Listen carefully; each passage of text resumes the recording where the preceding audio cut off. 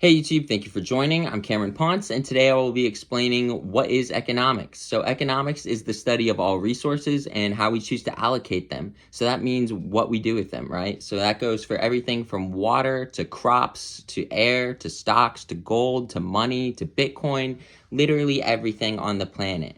How do we choose to use those things? So we study economics by using math and economic theory. And I know for many people, including myself, when I heard the word theory in college from the professors, when I really started studying economics seriously, I would kind of raise an eyebrow because to me, theory means like, I think this is going to happen, but it's not the kind of theory like a hypothesis where we make an educated guess and something might happen, right? It's more like if I go to drop a rock in the water, I can tell you in theory that rock is going to sink. And using math and physics, I can tell you how fast it's going to sink. And if there's a current, I can tell you where it's going to sink, right? But if somebody were to cast a net or put a platform under the surface of the water, then that rock is no longer going to sink, right? The outcome is going to be changed significantly. So that's kind of what we mean by theory. I can't tell you for absolutely certain that this is going to happen, but I can tell you what should happen given that everything else stays consistent. And you're going to see that a lot in my videos if you subscribe. For example, I made a video about the Fed cutting rates. So what happens when the Fed cuts rates is the value of the dollar goes up. You're going to see loans increase.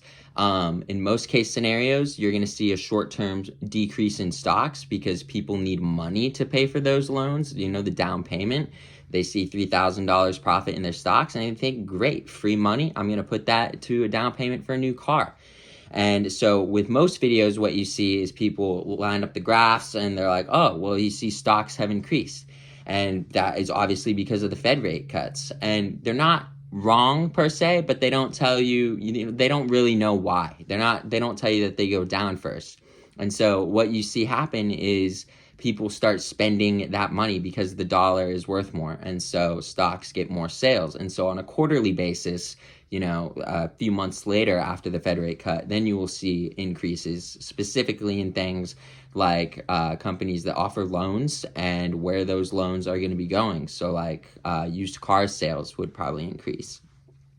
So that's kind of how that works with the theory method. But yeah, that's economics for you. I hope you enjoyed this video. Please subscribe, check out my other videos, like, comment, let me know what you think, and follow me on Twitter for more financial posts. This isn't financial advice, like I said, it's just math and theory. But yeah, I like to post about Bitcoin and stocks and all that good stuff there. So follow me on Twitter/X at officialponce. That's Ponce, all one word. Have a good one.